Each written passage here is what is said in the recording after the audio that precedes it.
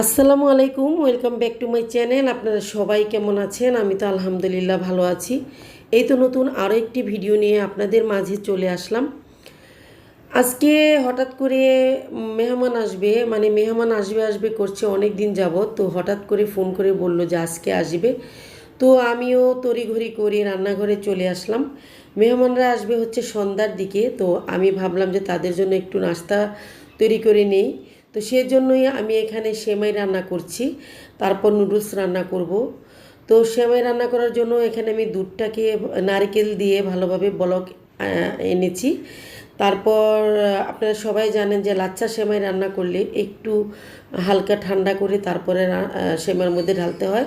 তো আমিও এখানে দুধটাকে জাল করে নিয়ে একটু হালকা ঠান্ডা করে নিয়েছি। এখন আমি দুধটাকে সেমাইয়ের মাঝে ঢেলে দিব। ঢেলে দিয়ে তারপর আমি চলে যাব নুডলস রান্না করতে। তো সেমাইটাকে আগে রেডি করে নিলাম। এখানে যে দুধটাকে দিয়ে দিয়েছি, দিয়ে আমি এখন দমে রাখবো। তারপর আস্তে আস্তে সেমাইটা একদম সিদ্ধ হয়ে যাবে। তারপর আমি নুডলসটা রান্না করে নিব। আসলে এক হাতের কাজ, মেহমান আসলে নিজের উপরে একটু ঝামেলা হয়ে যায়, তারপরেও ভালো লাগে। কারণ মেহমানও হচ্ছে আল্লাহ তাআলা পাঠায়। তো আমি মেহমান আসলে খুব খুশি হই। সত্যি কথা আপনাদের সাথে শেয়ার করছি, আমার বাসায় মেহমান আসলে আমি অনেক খুশি হই। তো এই তো এখানে সেমাইটা রেডি হয়ে গেল। এখন এটাকে ঢেকে দিয়েছি, এটা আস্তে আস্তে হবে। তো এদিক থেকে আমি আবার নুডলসটা রান্না করে নিচ্ছি। তো নুডলসটাকে আগে আমি ভাপ দিয়ে নিচ্ছি। ভাপ দেওয়ার পর আমি এখানে রান্না শুরু করে দিব। আসলে পেঁয়াজ, কাঁচামরিচ এগুলো সব কিছু কেটে নিয়েছি। তারপর যে রান্না করব, বিকেলে এরা আসবে, এদেরকে খাওয়ানোর জন্য যে রান্না করব, সেই মাংস মাছ সব কিছু ভিজিয়ে নিয়েছি। আমি নাস্তাটা বানানোর পরই মাছ মাংস সব কিছু ধুয়ে নিব। এখানে এই যে আমার আগে থেকে ফ্রোজেন করা গাজর মটরশুঁটি সব কিছু দিয়ে ডিমটাকে একটু ভেজে নিয়ে তারপরে আমি নুডলসটাকে দিয়ে দিয়েছি। আমি এভাবেই নুডলস বেশিরভাগ রান্না করি, একটু ভেজিটেবল দিলে খুব ভালো লাগে। তো নুডলসের মশলাপাতি দিয়ে সুন্দর করে একটু টমেটো সস দিয়ে দিব, তারপর হয়ে যাবে নুডলসটা। নুডলসটা করার পরেই আমি মূল রান্নায় চলে যাব। অলরেডি নুডলস হতে হতে আমি এদিকে মাংসটাকে ধুয়ে নিয়েছি। গরুর মাংসটা এই তো এখানে খুব ঝটপট করে আপনাদের সাথে শেয়ার করলাম। এটা একদম অল্প সময়ের মাঝে শেয়ার করলাম, কারণ অত বড় করে দেখানোর সময় এখন একদম আমার হাতে নেই। তো গরুর মাংসটা হয়ে গেছে অলরেডি। আর এদিকে আমি রুই মাছ এবং পাবদা মাছ একসাথে ভেজে নিয়েছি। যেহেতু দুটাই আমি দু পেঁয়াজু করব, তো সেজন্য একসাথে ভেজে নিয়ে একসাথেই দু পেঁয়াজু করব। আমি এভাবেই করি। তো এদিকে যে আস্তে আস্তে করে আমি পাবদা মাছটাকে ভেজে নিচ্ছি, কারণ পাবদা মাছ ভাজার সময় অসম্ভবভাবে তেল ছিটায়। তাই আস্তে আস্তে করে ভেজে নিয়ে এই তো এখানে আমি দু পেঁয়াজু করে নিয়েছি। মাশাআল্লাহ, দেখতে অনেক সুন্দর হয়েছে। তো মাছটা অলরেডি রান্না হয়ে গেল।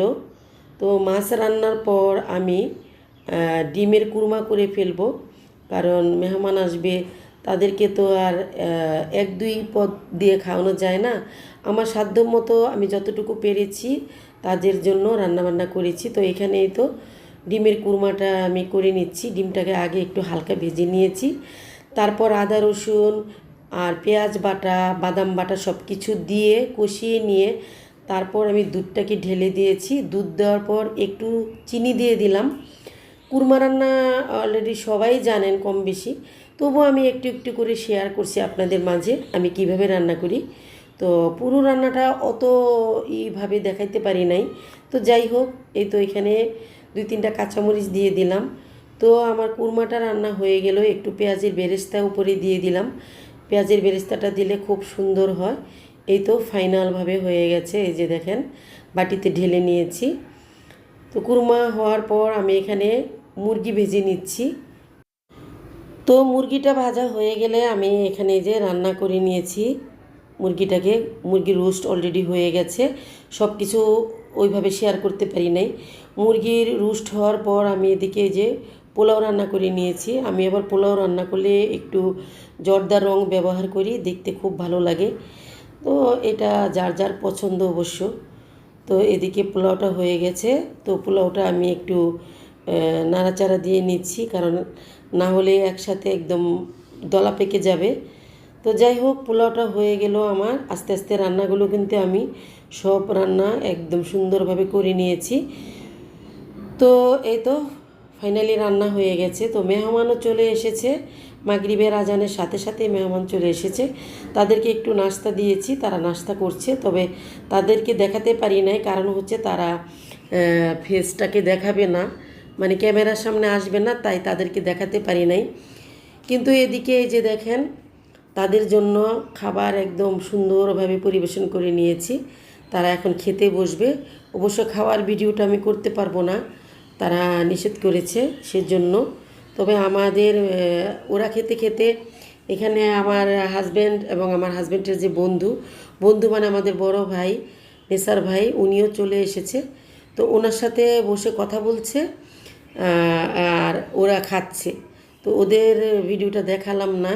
তো ওরা উঠে গেলে তারপর হচ্ছে নেসার ভাই এবং আপনাদের ভাইয়াকে খেতে দিব। তো একটু শ্যুট করে নিলাম, আপনাদের সাথে শেয়ার করলাম। তো এই তো মেহমানরা খাওয়ার পর ওনারাও বসে পড়েছে। তো ওনারা খাচ্ছে, কথা বলছে দুই বন্ধু এবং খাচ্ছে। দুই বন্ধুর মাঝে অনেক ভালোবাসা, অনেক বন্ধুত্ব। আসলে এরকম বন্ধুত্ব খুবই কম হয়। তো আজকে বেশি কাউকে বলতে পারি নাই, কারণ হচ্ছে দুজন মেহমান এসেছে, সেই সাথে এসেছে এই তো নেসার ভাই। আর আমার বাসায় একটু কোনো কিছু করলে আমি নেসার ভাইকে বলি। সবসময় তো সবাইকে বলে পারা যায় না, সেজন্য সবাইকে বলতে পারি না। তো যাই হোক, আজকের ভিডিওটা এতটুকুই ছিল। আপনারা সবাই ভালো থাকবেন, আমি বিদায় নিয়ে নিচ্ছি।